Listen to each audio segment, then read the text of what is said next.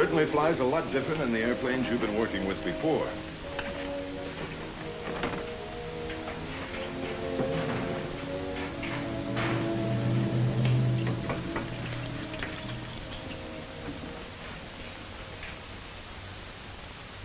When you get in the front seat, even with an instructor pilot in the rear, you must have full knowledge of the aircraft, its systems, emergency procedures, its capabilities, and limitations. It can pay off with your life sometime. How fast does the B-47 really go? What's the scoop on altitude? Does the swept-back wing really stall out easier? What's the range? Wait a minute, fellas. To fly the B-47 safely, you must learn it thoroughly. Believe me, you can't learn it overnight. So absorb all the training you can get. Absorb it thoroughly. Just sit down, fellas. I don't want to scare you. There's nothing mysterious about the B-47. It's a good plane, a safe plane, provided you know what you're doing at all times. It has some new features you're probably not familiar with. Features that will present you with some new problems. To let you meet the B-47 and get you familiar with some of these differences, well, let's go back a little in time. As you all know, in the evolution of weapons, instruments of offense and defense are continuously competing for superiority. You build a tank, then you develop an anti-tank gun. You build a bomber for offense, then a better fighter for defense. If it happens to be a jet fighter, then the logical next move is to produce a jet bomber, but quick. Well, that was about the situation in June, I think it was. June of 1943. The Nazis were putting jet fighters into combat, so our need for a jet bomber was clear. An aircraft to be built around an engine. It would have to have speed, more speed than was ever thought possible for a bomber before. It needed altitude, the higher the better. It had to have range. That was a sore spot, too.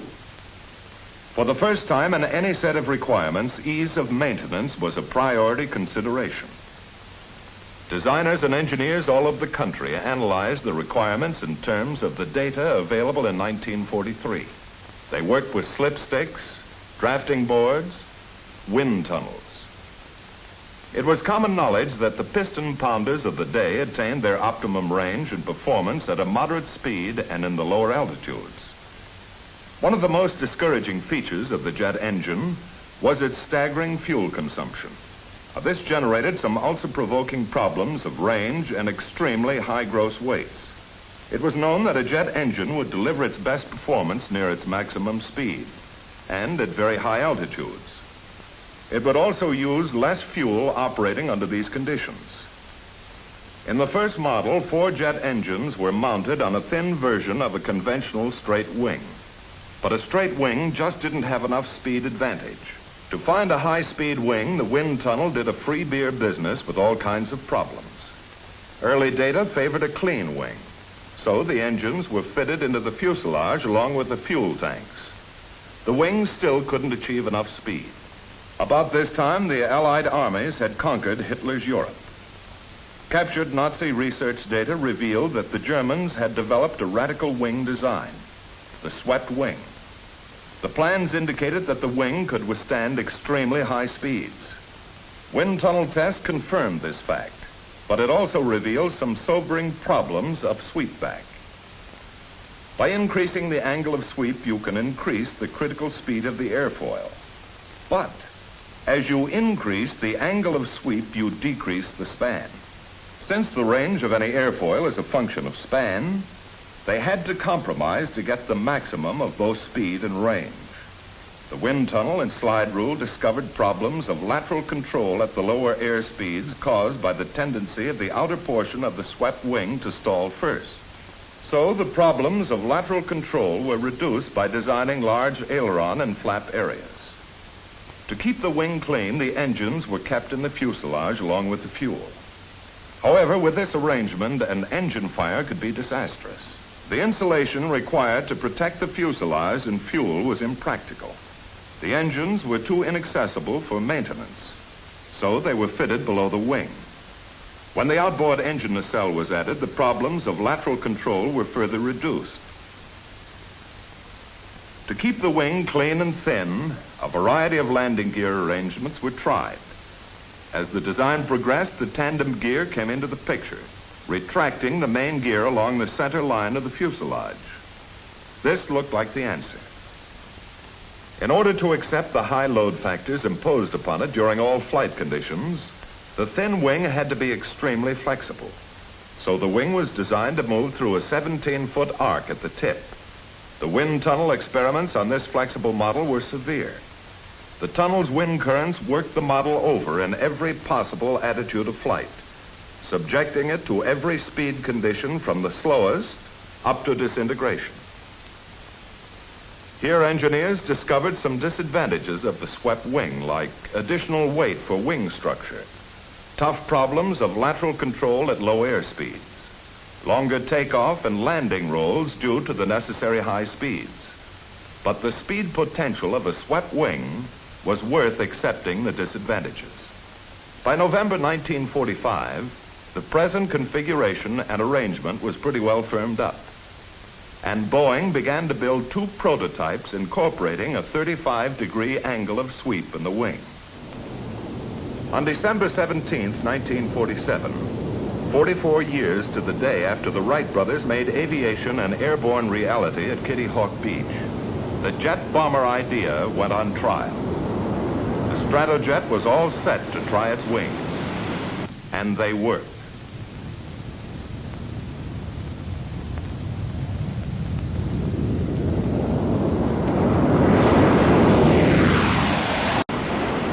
A bomber designed to have a margin of performance over all other aircraft. An offensive flying machine designed to aggravate the interception problem of fighters and frustrate every possible defense for years to come. It didn't take long to realize that we had the offensive weapon we ordered, that the Air Force had become landlord of the fastest bomber in the world.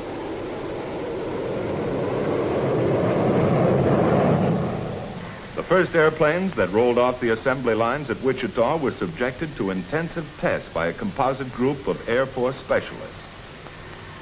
They learned the airplane the hard way during extensive, sometimes merciless operational suitability tests. A lot of plain old hard work to learn if it was a safe airplane, how to maintain it, what supplies, facilities, and personnel were needed.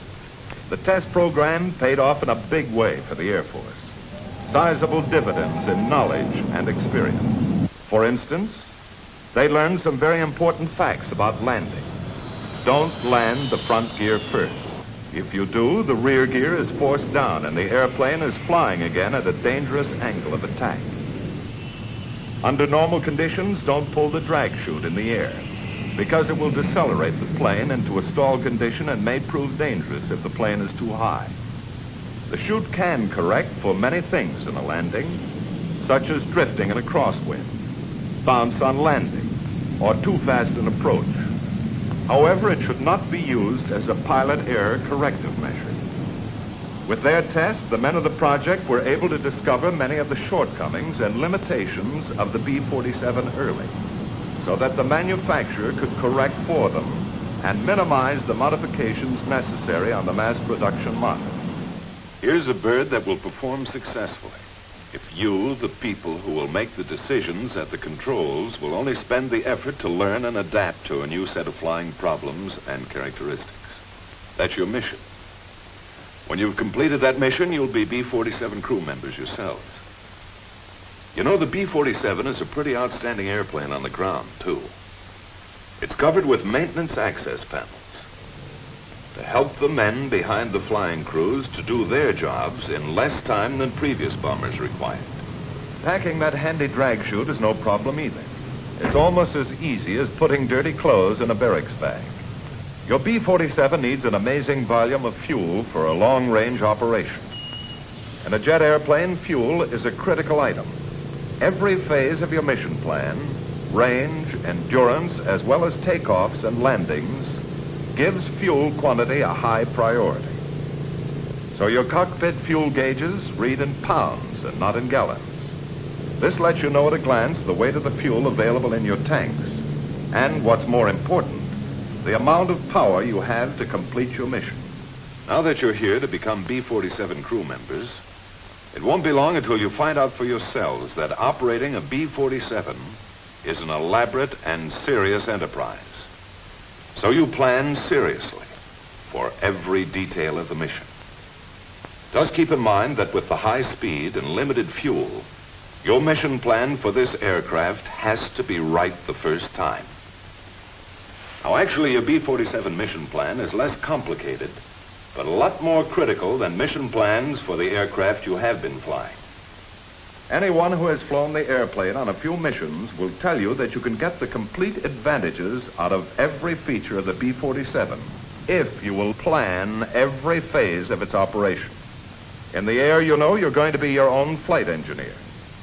Even so, planning your missions in a B-47 is really simpler than with previous bombers. You don't have the old string of problems like cowl flaps, mixture controls, manifold pressure, and so forth. But you do have some new problems to consider with the airplane. And you'll have the solution right with you, as standard an item as your oxygen mask and crash helmet. If you're serious with your mission plan, it's like a guarantee in writing that you'll be getting the maximum performance out of the airplane. There's only one altitude for the best range. Since it's based largely on gross weight, your mission plan figures the fuel you're going to use for taxi and takeoff, and during climb to altitude. In order to maintain your optimum altitude at all times, you allow for the rapid decrease in gross weight by use of a climbing flight plan. But with a serious approach to your mission planning, you can pretty accurately estimate all the variables and get the maximum performance from every feature of the airplane. To guarantee that you'll be around to collect some of those fogies you're building up, don't be in too big a hurry when you get out to the airplane. It's never a bad idea to start things off discussing the status of the airplane with the crew chief. He won't be around if you need him upstairs. Flying this brute makes large demands on all the plane driving experience you've ever logged.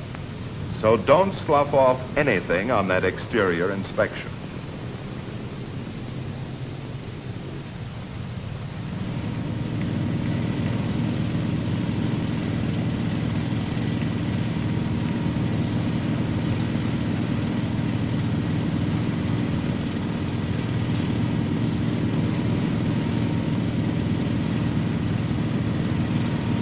The three people who will make this piece of machinery a powerful tactical weapon will spend their flying time in an inner pressurized capsule, set high in the forward section. The cockpit checklist is designed to save time and fuel on the ground, because every minute the engine runs on the ground cuts a big chunk off your flying range. To complete the cockpit check requires interphone conversation between the three crew members and the man on the ground. Let's have an interphone check. Co-pilot ready. Navigator all set. Ground crew ready. Ready to check surface control. Boost off. Right aileron up. Left aileron down. When you're flying at high speeds, the air exerts an extremely heavy force on all the control surfaces. In this airplane, you have the option of greatly reducing the effort involved by cutting in the hydraulic power control system, the boost, to all the control surfaces. The newness of the airplane, with its new pattern of flying characteristics, required a new kind of control surface, the flaperon. They're practically identical to the flaps in every way, but their function is unique. They're available to minimize and perhaps eliminate a potentially serious problem of maneuvering the B-47. The basic problem is simply this. On a swept wing, the center of lift tends always to shift outboard. At low air speeds, in a stall for example, the still air on the top surface of the wing moves toward the wing tips and literally piles up. With the surface power control on, the flaperon, once extended, will rotate upward when the aileron on its side goes up over 5 degrees.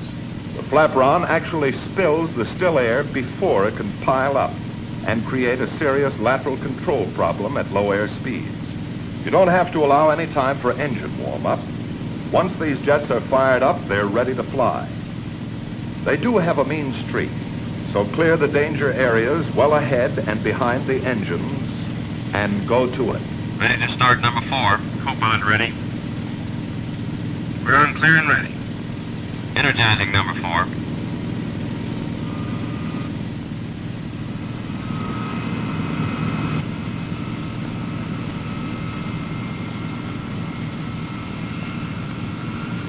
%. Start on 4.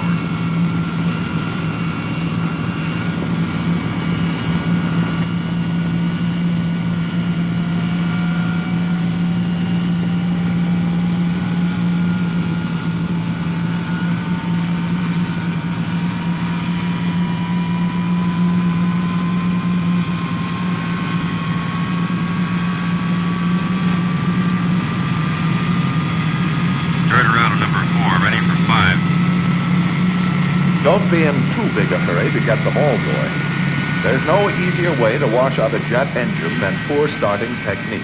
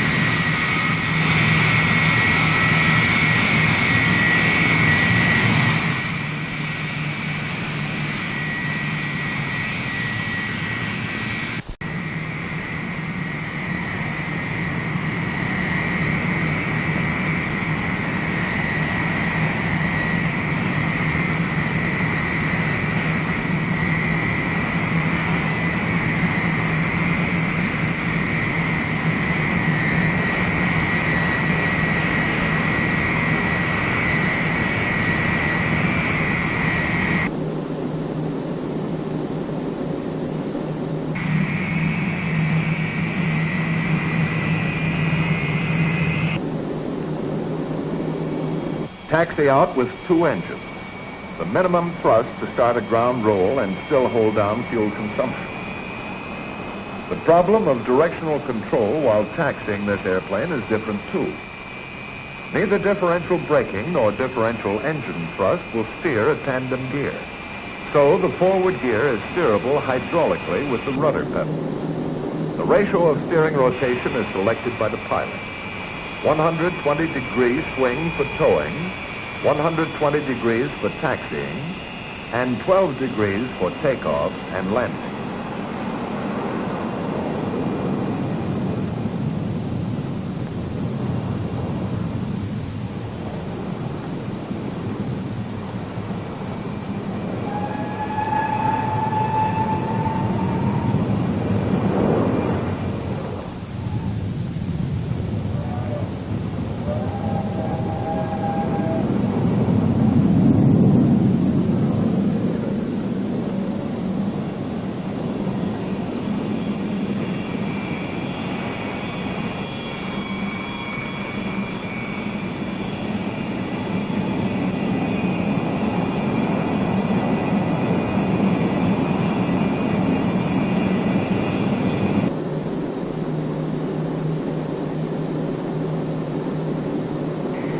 Once you're lined up on the runway, all you need is a final check and power for the takeoff roll.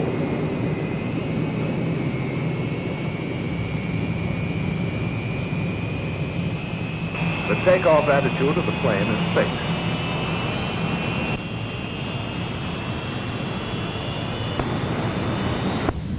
You always take off and land with full flaps. And a crosswind, you'll use some aileron to keep from listing. The flaperons will be in there pitching too. You can't pull it off. When it's good and ready, the plane will fly off by itself.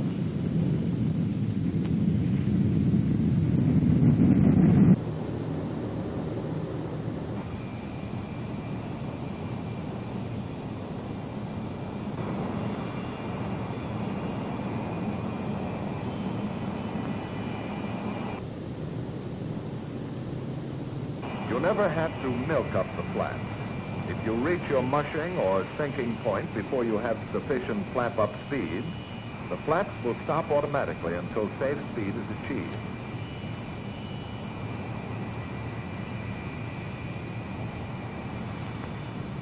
Because of the inefficiency of jet engines at low air speeds, the plane requires a considerably longer ground roll.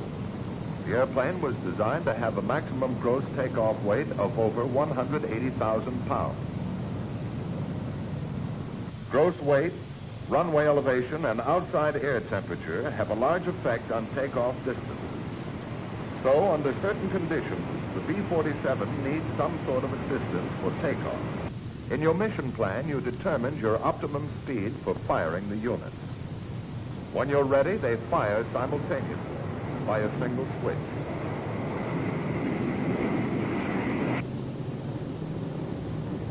Marino.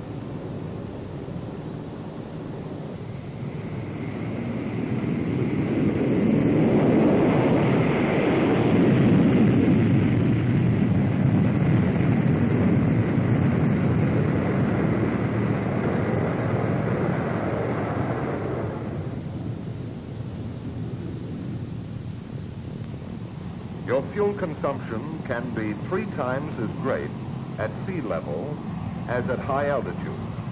Since the only way to lean out is to go up, climb to optimum cruise altitude as quickly as possible. Of course, the best indicated climb speed will decrease with altitude. So take it up at the airspeed you figured to be best in your mission plan.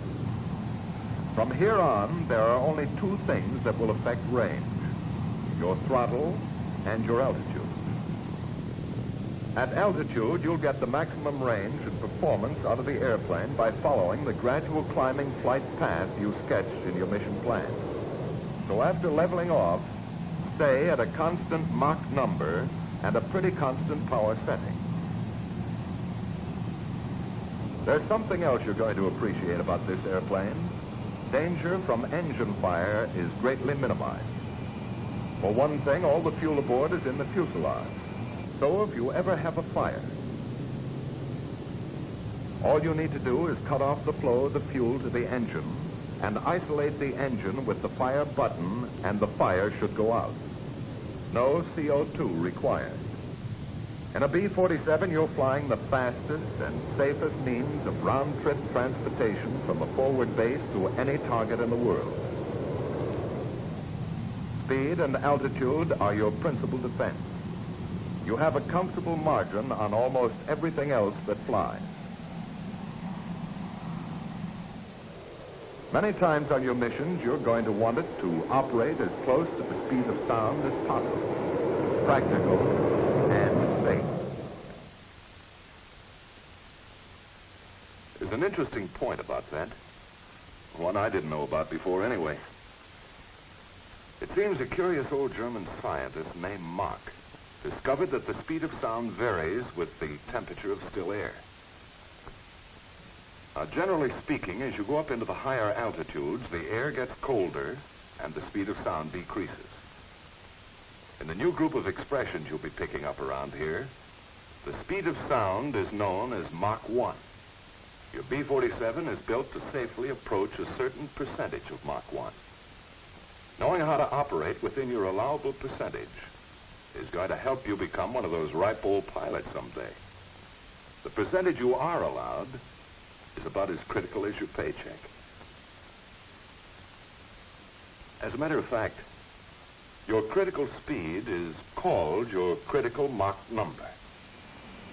The airplane has a purposeful instrument called a Mach meter, which calibrates your true airspeed in terms of Mach.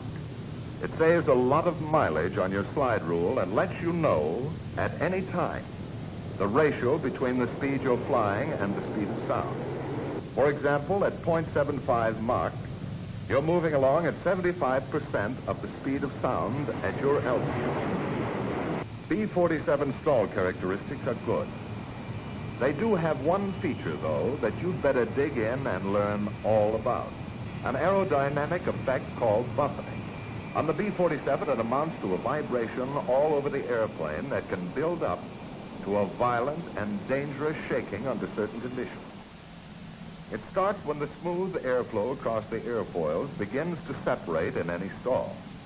As the flow separation increases, drag increases rapidly, and the airplane begins to buffet. If it gets to an advanced stage, the controls become ineffective. In a high-speed stall, advanced buffeting means that you're on the edge of serious trouble because you're approaching your critical Mach number. All airplanes have a critical Mach number, but very few have the power to reach such a high speed. But the B-47 has more than enough power to reach its critical Mach. To get the most efficient use of the airplane's capabilities, you have to fly at a speed that is very close to your critical Mach number. You can slip the B-47 right up next to its critical Mach limit and either cruise there safely or clobber yourself. It's your own personal choice to make. If you ever do get in trouble, here's what's happening. As a multi-engine jet jockey, you have to fly inside a couple of rigid speed curves. On one side, your stall speed increases with altitude. On the other, high-speed buffeting speed decreases with altitude. The higher you go, the narrower the operational range gets between a high and low-speed stall in level flight. It's possible to reach an altitude where you will stall out in level flight. If you do get up against your critical Mach number and into buffeting, it takes time to back off. To slow down in a reciprocating airplane, normally all you had to do was either decrease power or climb. But in a jet airplane, to minimize the possibility of flameout, your minimum RPM automatically gets higher with altitude. So at the higher altitudes, even with the throttles back to idle, you will be cruising at a very high RPM. To climb would only put you farther into the corner. Because of pilot fatigue on the return from a mission or pilot error anytime, you can lose track of Mach number and the other variables until you have too much of all of them on your hands. For safety reasons, you have to keep an eye on the key instruments all the time. Of course, the best idea is to realize well in advance that you are approaching your critical Mach or stall speed and plan ahead. Letdown brings up another new group of special problems for solution. In order to avoid the enormous fuel consumption of low altitudes, you'll maintain your cruising altitude much closer to your destination point than in a prop-driven aircraft, practically over your home base. The main landing gear has over twice the total drag of the airplane. They act as your dive brakes. The rear gear and outriggers can be lowered at very high indicated airspeed. The front gear is lowered as soon as the aircraft has decreased speed to below 174 knots. Just hold the best indicated airspeed you estimated in your mission plan and come on down. As you approach your landing base, you spend a minute or two checking your fuel and computing your gross weight at the landing point. Once you've figured it out, you can determine your safest approach and touchdown speed. Many times you'll enter the pattern with full flaps and start slowing down as early as the downwind leg. Slowing the B-47 down, even in a power-off condition, is a time-consuming operation because there's no prop drag to help you, and the airplane is so clean. We have some pretty strong reasons for a well-calculated approach and landing. Remember this. Every 5 knots of excess airspeed costs you 1,000 feet of runway.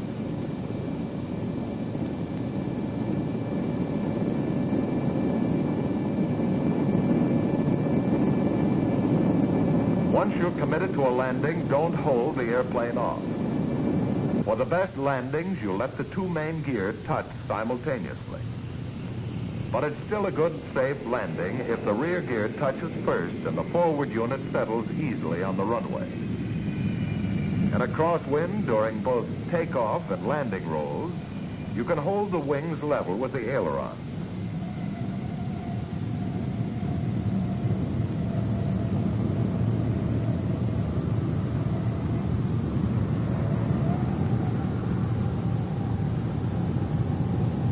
Jet engines produce a sizable thrust, even at idle RPM setting.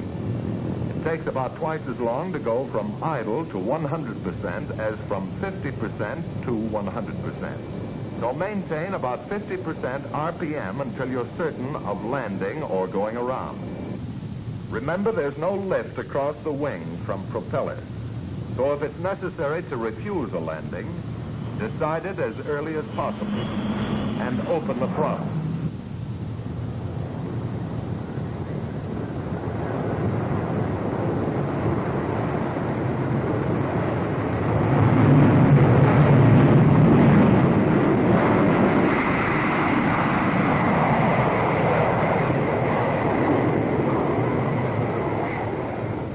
Since approach speeds are very close to actual touchdown speeds, fly well ahead of the airplane, all the time. The jet engine's slow reaction time doesn't allow you the privilege of last-minute decisions. Plan ahead. Remember, if your decision to go around is too late, you'll have to allow the plane to touch the runway after you apply full throttle.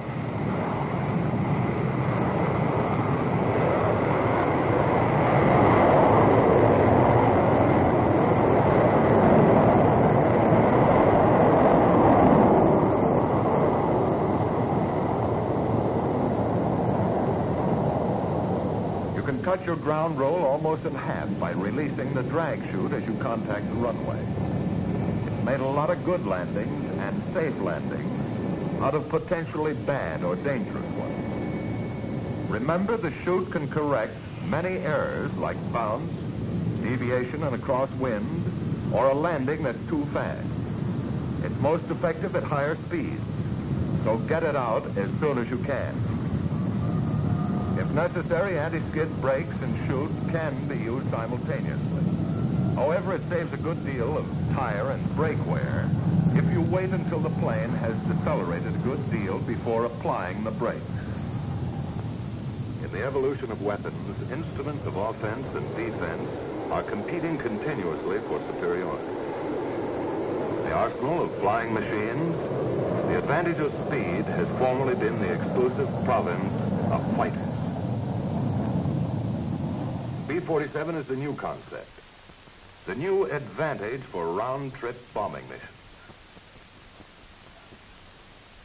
For a long time to come, the B-47 will be the best answer, possibly the best solution, for the largest problems of delivering bombs to targets and getting flight crews home safely.